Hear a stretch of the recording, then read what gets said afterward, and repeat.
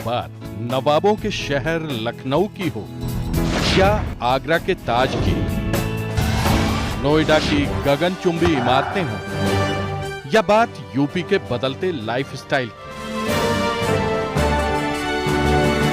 राजनीति से आवाम की समस्याओं तक उत्तर प्रदेश से जुड़ी हर छोटी बड़ी खबर के लिए देखिए उत्तर प्रदेश लाइव। बलिया उत्तर प्रदेश बलिया पहुंचे सीएम योगी ने की पूर्व प्रधानमंत्री चंद्रशेखर को प्रतिमा का अनावरण किया।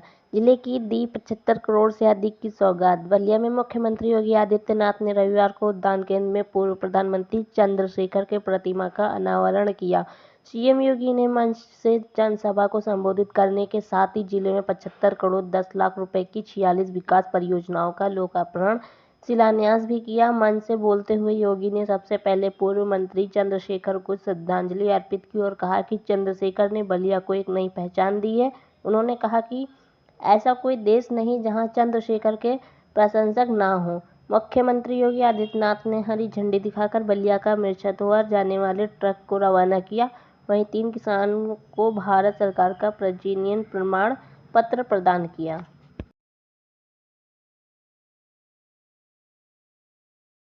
उन्होंने मेहनत किया और परिणाम क्या आया? आज उनकी संख्या बढ़कर के 41,000 है और वे कितने का वहां पर व्यवसाय करती हैं? 150 करोड़ रुपए सालाना व्यवसाय करती हैं और 14 से 15 करोड़ रुपए का सालाना प्रॉफिट भी कमाती है। ऐसे ही आगरा में भी। और मैं चाहूंगा जिला प्रशासन यहां पर महिला स्वयंसेवी समूह को इस दिशा में आगे बढ़ा करके कार्य कर सकती है। इस दिशा में अच्छा कार्य हो सकता है। किसी एक विधानसभा को केंद्र में रख करके एक कार्यक्रम अगर आगे बढ़े तो इस पर ढेर सारे लोगों को कार्यक्रम के साथ जोड़ा जा सकता है। जो मैंने कहा इनलैंड वाटरवे जल यातायात यहाँ पे प्रारंभ हो चुका है। अभी हम लोग 11 तारीख को वाराणसी में इसको और तेजी के साथ प्रारंभ करेंगे और मुझे लगता है हमें रेडीमेड गारमेंट्स के साथ भी जोड़ना चाहिए। रेडीमेड गारमेंट्स में पार संभावनाएं हैं। गांव में महिलाएं घर गृहस्थी के कार्य के बाद जो समय बचता है अगर सिलाई कढ़ाई का काम सीख ले, अच्छा उसमें ट्रेनिंग ले ले और उसके बाद वस्त्र बनाने का काम, रेडीमेड गारमेंट्स को बनाने का काम, उसकी पैकेजिंग ठीक हो जाए और फिर उसे हम मार्केट में देने की व्यवस्था के साथ उसे जोड़ दें, मार्केट लिंक कर लें। मेरा अनुमान है बहुत सारे लोगों की आमदनी को बढ़ाया जा सकता है, उन्हें स्वावलंबन के मार्ग पर आगे बढ़ाया जा सकता है।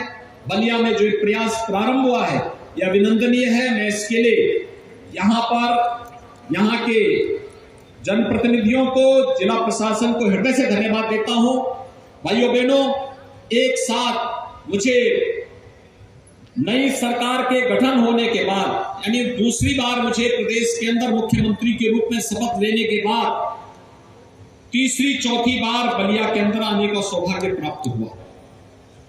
और बलिया आना मेरे लिए महत्वपूर्ण इसलिए भी है क्योंकि सबसे कोने का जनपद है, अक्सर छूट जाता था। पहचान दी थी। आजाद भारत में भारत की राजनीति का एक ऐसा चेहरा जो दलीय राजनीति से ऊपर उठकर के अपनी एक नई पहचान बनाया था, जिन्होंने मूल्यों और आदर्शों की राजनीति तो की लेकिन व्यक्ति की परख कश्मीर से लेकर के कन्याकुमारी तक और महाराष्ट्र और गुजरात से लेकर के पूर्वोत्तर भारत तक, नेपाल हो या पाकिस्तान या बांग्लादेश, सर्वत्र बृहत्तर भारत में कोई ऐसा जगह नहीं जहां चंद्रशेखर जी के प्रशंसक मौजूद न हो।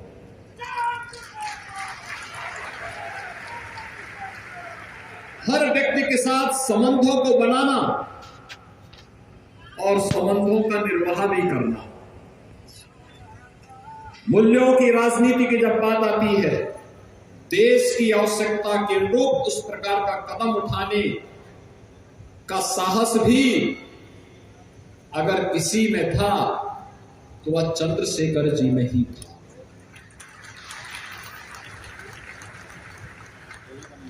जब देश के लोकतंत्र को रौंदने का प्रयास हुआ, उसके खिलाफ मुखर स्वर बने थे चंद्रशेखर जी। और जब इस देश के अंदर स्वदेशी आंदोलन चला था तो भारतीय जनता पार्टी और राष्ट्रीय स्वयंसेवक संघ के लिए उतने ही लोकप्रिय हो गए थे चंद्रशेखर जी।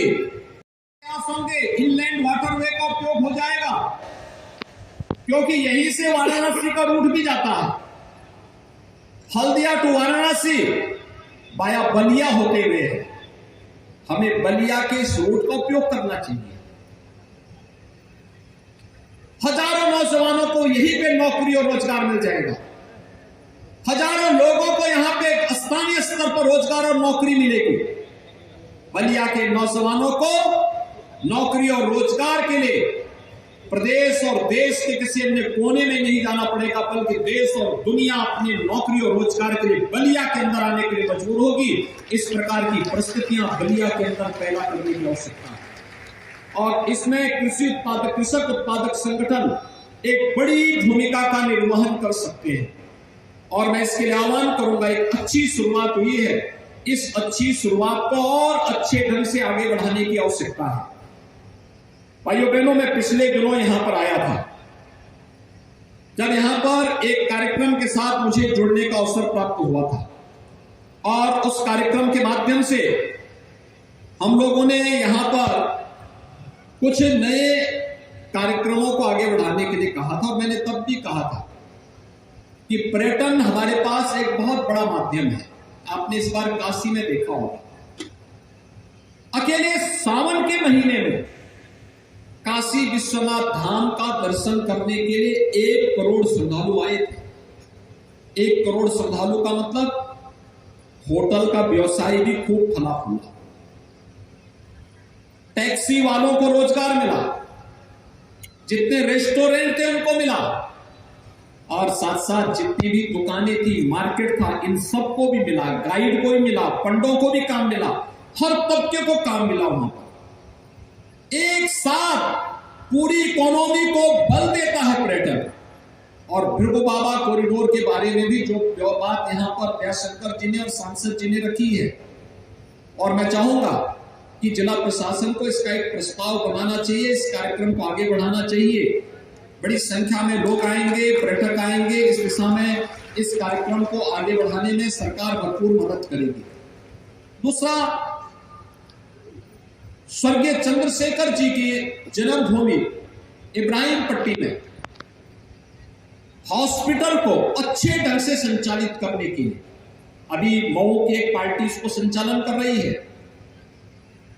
प्रदेश सरकार ने भी इस दिशा में उनको आगे बढ़ाने के लिए, कार्य करने के लिए कहा है, लेकिन हमें इसको और अच्छे ढंग से आगे बढ़ाना चाहिए। अंतर्राष्ट्रीय बाजार में जाना, यहां के किसानों को, जिसके बारे में प्रधानमंत्री जी बार बार कहते हैं कि अगर किसान की आमदनी को दुगना करना है तो बीज से बाजार तक की इस यात्रा को हमें आसान करना पड़ेगा। और भाइयों बहनों, उस यात्रा की एक नई कड़ी है। यहां के किसानों को सब्जी का अच्छा दाम मिलेगा। अक्सर होगा क्या है कि जब सब्जी अच्छी होती है तो मार्केट में, लोकल मार्केट में दाम गिर जाते हैं और कभी कभी किसानों को उस सब्जी को फेंकना पड़ता है। जब बिकती नहीं, फेंकना पड़ता है और सड़ जाती है, खराब हो जाती है। लेकिन अगर वही सब्जी हमने प्रोसेसिंग करके, उसको पैकिंग करके और उसे वैश्विक बाजार में पहुंचाने का काम कर दिया, यहां से तो कार्गो से जाएगा, लेकिन अब तो हल्दिया से लेकर के वाराणसी के बीच इनलैंड वाटरवे, यानी पानी के जहाज के माध्यम से जो बलिया होते हुए ही जाएंगे। और मैं चाहूंगा कि इस दिशा में बलिया के पास भी अगर तमाम एफपीओज यहां के कृषि उत्पाद को वैश्विक बाजार तक पहुंचाने के लिए तैयार हो तो यहां पर मल्टी मॉडल लॉजिस्टिक और मल्टी मॉडल ट्रांसपोर्ट हब बनाने की दिशा में भी एक अच्छा कार्य हो सकता है, क्योंकि बलिया से एक और सरयू जी मिलती है, एक तरफ गंगा जी मिलती है, और इसके बाद गंगा नदी में पानी की कमी नहीं है। आसानी से हर सीजन में जल यातायात के माध्यम से हम यहां की कृषि उत्पाद को वैश्विक बाजार में पहुंचाने में हमें मदद मिलेगी। इससे दो लाभ होंगे। एक, किसान ने खुल करके स्वदेशी का समर्थन किया था, और भाइयों बहनों यही कारण था देश की संसद में कोई दल और कोई सांसद चंद्रशेखर जी के खिलाफ अभद्र टिप्पणी नहीं कर सकता था, क्योंकि उन्हें मालूम है एक फक्कड़ स्वभाव का व्यक्ति जो मूल्यों की बात कर रहा है, राजनीति की बात कर रहा है, राजनीति में कुछ मूल्यों और आदर्शों की बात कर रहा है, और देश हित जिसके लिए सर्वोपरि रहा हो, इसके लिए पूरा जीवन समर्पित था। और ये बलिया का सौभाग्य, इस माटी का सौभाग्य है कि चंद्रशेखर जैसा सपूत जिस माटी में पैदा होकर के उस धरती को एक नई पहचान दिलाया। और आज मैं से अपना सौभाग्य मानता हूं कि उनकी इस भव्य प्रतिमा के अनावरण का सौभाग्य मुझे प्राप्त हुआ है। मैं एक बार फिर से आयोजन समिति को इस कार्य के लिए हृदय से धन्यवाद देते हुए, मूर्ति निर्माण का कार्यक्रम मुझे जो बताया गया, हमारे विधान परिषद सदस्य आजमगढ़ से, उन्होंने मुझे बताया कि मूर्ति आजमगढ़ में बनाई गई। वास्तव में यह अभिनंदनीय है और बहुत भव्य प्रतिमा बनी है। इस प्रकार के अच्छे हस्तशिल्पी और कलाकार भी यहां मौजूद हैं। यह देख करके मुझे आनंद की अनुभूति हुई है और सचमुच बहुत अच्छी प्रतिमा बनी है। आप लोग जाएंगे, स्वर्गीय चंद्रशेखर जी को श्रद्धांजलि भी दिए और वहां पर मूर्ति को देखिए, कलाकार के हाथ की सफाई को भी देखिए। यह अच्छा काम किया है। कंपनी बाग में जननायक चंद्रशेखर जी की प्रतिमा की स्थापना हो। भाइयों बहनों, चंद्रशेखर जी ने देश की आजादी के दौर में भारत के संसदीय लोकतंत्र को मजबूती प्रदान करने में अपनी एक बड़ी भूमिका का निर्वहन किया था। देश की संसद में उनके द्वारा रखे गए विचार संसदीय प्रणाली को पुष्ट करते हैं, उसकी मजबूती में अपना योगदान देते हैं। और इसलिए आज के दिन पर चंद्रशेखर जी का स्मरण, जब भारत वैश्विक मंच पर अपनी एक नई पहचान प्रधानमंत्री मोदी जी के नेतृत्व में स्थापित कर रहा है, उन स्थितियों में चंद्रशेखर जी का स्मरण आज के लिए अत्यंत प्रासंगिक हो जाता है।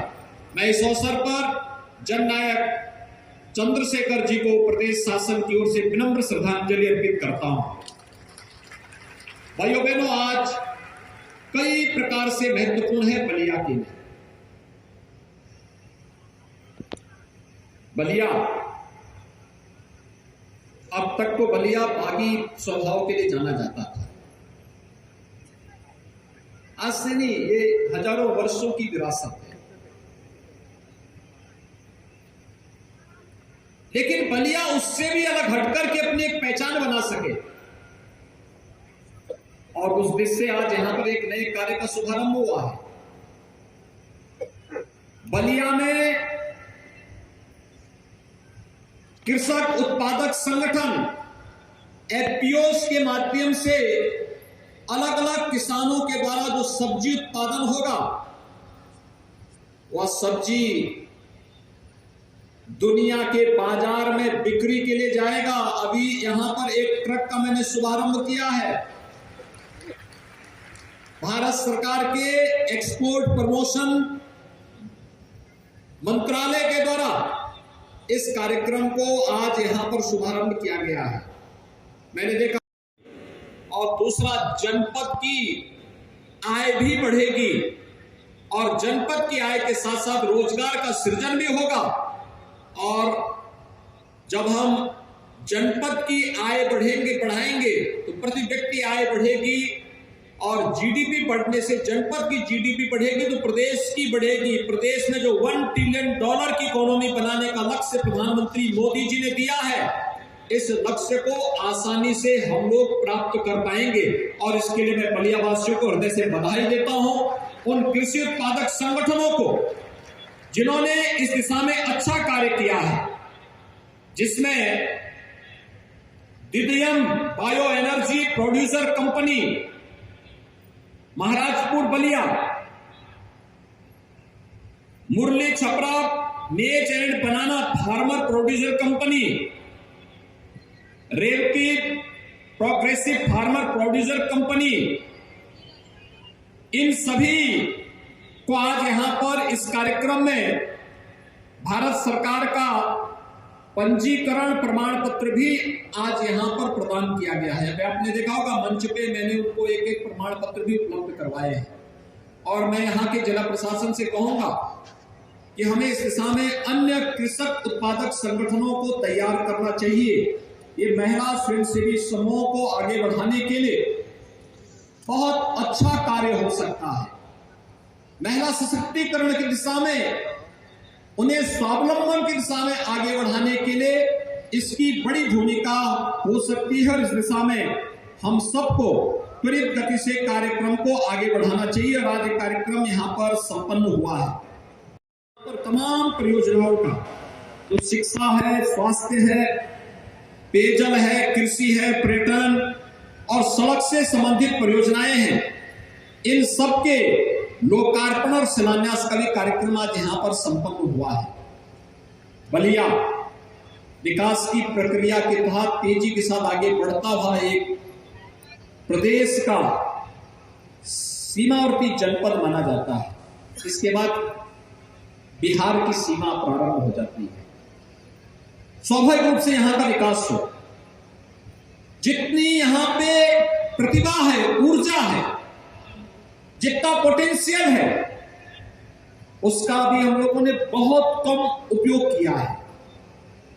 मेरा ये मानना है यहां के किसान थोड़ी और मेहनत कर लेंगे, तकनीक का उपयोग खेती किसानी के रूप में कर लेंगे, इस आमदनी को कई गुना बढ़ाया जा सकता है।